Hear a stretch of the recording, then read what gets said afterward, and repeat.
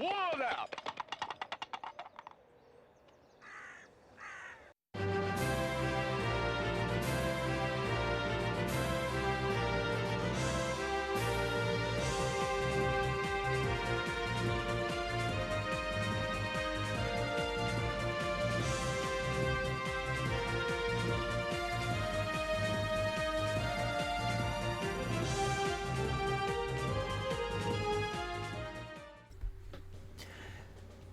Good evening, ladies and gentlemen, and I hope you enjoyed that little intro that I have made for you.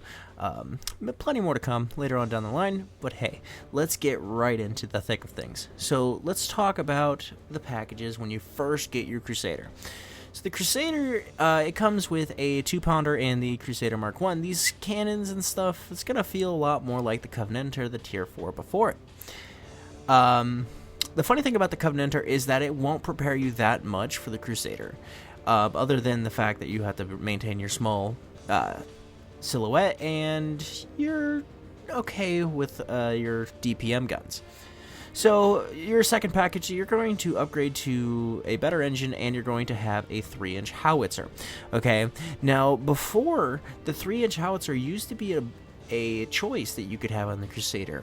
And the thing is about the 3-inch howitzer is that it has one of the slowest, and I mean one of the slowest, besides artillery, bullet travel times in game.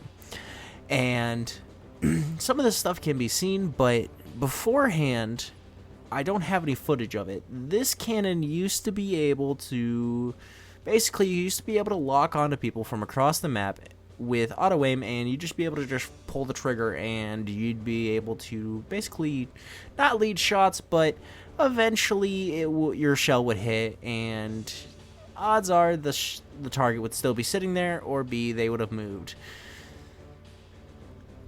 So we're moving on to the next thing. You actually get the turret this time around, and you get to experience a little bit of the higher DPM, and then you also get a lower package 6-pounder, which is, I think it's the same off the Covenanter, just making sure. I haven't looked that much. And then you get a 6-pounder Mark 5. Now this cannon you are going to use a lot, and the one thing that is going to be the iffy part of it is that it has a very low damage to shell ratio. What I mean is that the cannon is a pecker. It'll swing for about 45 to 70 to 80, somewhere in that range, with each shot in the chamber. Okay, this is significantly less than the pecker off of the T-34, which is a 57mm, which can hit for up to 105, 115-ish if on a high roll. Now, the only thing about the Crusader is that it also has a lower ammo count, and you'll see here with the ammo count, it only has 65 shots, and it's going to be significantly difficult as compared to something like the T-34. I'm going to compare the T-34 a lot here because the T-34 is one of my favorite tanks and one of my favorite Tier 5s, maybe actually the very first Tier 5. So the T-34 already has two things over this thing. It has alpha and it has ammo capacity, because the T-34 has 77 allocatable shell slots. The Crusader does not.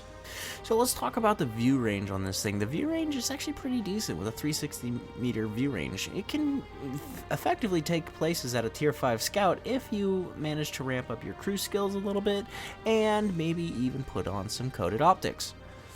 It's fairly fast, it turns quick, and it's ultimately it fills out the role of a cruiser tank, which in World War II, that's what this was designated, a cruiser tank. So let's talk about the gun depression with the 6-pounder. It has 12 degrees of gun depression and 20 degrees of elevation, which is good, especially because this tank has a very low silhouette, so you will have a very small target with a lot of gun maneuverability, which is very good. Accuracy 100 meters is a .37, but that's not very fantastic, considering that that's not fantastic, but compared to the T-34, that's great. 2.3 second aiming time. If you're spamming shots, that'll tend to kick you back a little bit, but if you're able to take your time a little bit with this gun, place your shots well, you could viably use this gun at greater ranges than 100 meters. As for armor, this thing is absolutely useless. Just as you can see before you right now, it's only like 50 millimeters on the turn face, and it's not very fantastic throughout. You will see that you might have the occasional bounce, but it'd be very surprising, maybe from like a 37 millimeter at like an extreme angle, but other than that, I mean, this tank is not fantastic with its armor values. So let's move over to consumables, because this is something that you are going to need a lot on this tank. This tank, it doesn't suffer from a lot of module damage as you might think it would, with everything being so small and compact. What I got away with using was a small repair kit, for small first aid kit, and putting in tea. Now, the thing about putting in tea is that I'm putting this on for the 10% to all skill increase.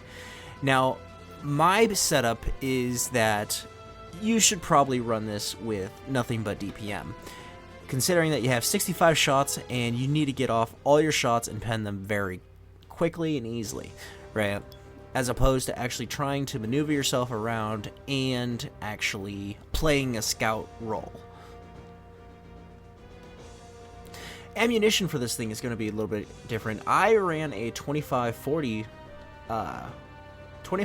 0 balance, only because the 25 shells go very quickly, and then the 40 is a very good backup, especially if you are having a really good game and you just need that little bit of extra penetration. It's still going to cost you a pretty penny at 2,400 per shot for APCR, but hey, you might actually enjoy it. Now let's talk about equipment on this thing. Equipment is important. Like I said, my setup for this thing was to focus mainly on the reload and focus on getting the shells out as fast as possible. So naturally, I went out with the tank rammer, of course, the enhanced gun laying drive, and then the improved ventilation. However, I have seen this thing ran with coated optics, binocs, and a gun rammer as well. Just keep in mind, depending on how you want to play this, if you want to play with a kind of like a passive scout, you can do that, but if you want to play it like an aggressive medium like I usually do, then this is the setup for you, especially if you need to get it done. The passive scout, like I said, it's the other one. It'll definitely get your scouting done, and you just have to be a little bit more careful, especially because you still are a cruiser tank and you're not the fastest out on the field, but you can fill a scout role very viably. Now let's get back into the cruise. So the top 5 perks I would say that you need. Always Sixth Sense is first. Brothers in Arms is your second. Repairs, if necessary. Recon always helps. And then Smooth Ride. Smooth Ride is for the reason that this thing actually shoots fairly well on the move. And if you're able to turn your turret and actually move, you'd be able to actually pen more shots on the move and kind of focus on where your tank is positioned, as well as circling if you need to. I highly recommend Smooth Ride only because you're going to find yourself in these situations a lot where you're going to have to turn around and just run away, because you have a gun that doesn't slap very hard and it's very peckish, and your teammate won't help you, or any teammates for that fact. So definitely look out for Smooth Ride. Always want to take advantage of any big heavies that are around corners or not even looking at you. This is one of the main things about this tank that you need to focus on, is that you need to punish those that are not going to be focusing you, right?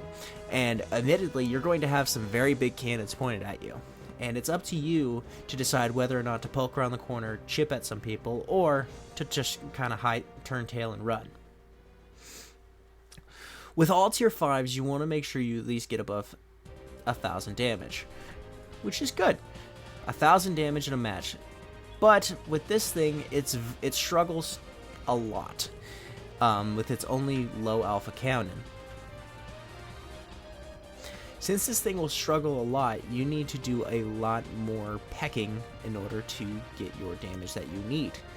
So oftentimes you are going to struggle to reach that 1,000 damage threshold that you actually need. just remember that it takes patience to 3-mark these tanks, and if you use some skills that you pick up naturally, or if you want to try to use some things like tank baiting, you can.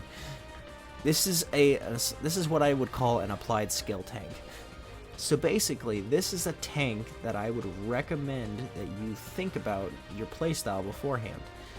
Because if you are too aggressive, you might lose all your health, you might peter out, you might die, you might get upset, you might throw your controller, and if you throw your controller, your mom gets mad, and then if your mom gets mad, then your dad gets mad, and if your dad gets mad, then your parents get divorced, and then if your parents get divorced, then they kick you out because you're an orphan now, and then after you become an orphan, they don't feed you, and then after they don't feed you, you die. Don't let this happen to you.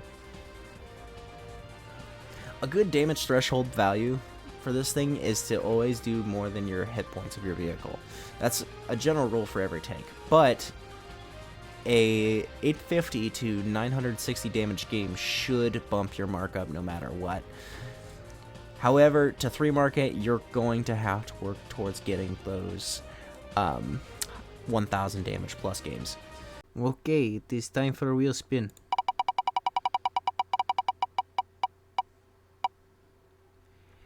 Fuck yeah!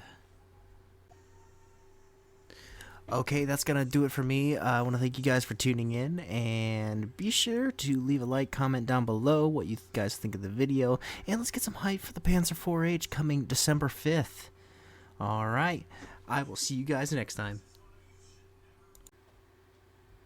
Yeah, the phone is ringing. Alright, I need to pick a 5. The phone is ringing. I'll fucking kill you. I will kill you. By inserting that wispy fucking duck so far up your ass, you'll be fucking coughing feathers. That lispy fucking duck.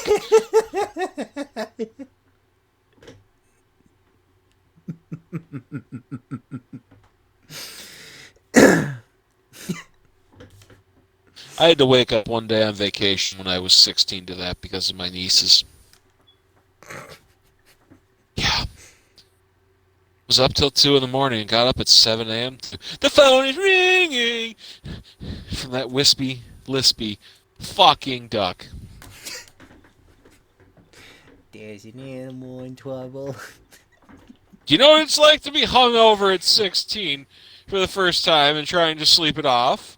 And that fucking wakes you up? Murder is the only thing that truly came to mind. It's not what I did. In fact, I stayed quiet and just quietly sat there in bed with my head under 2 pillows plus the blanket wrapped around like a fucking turban.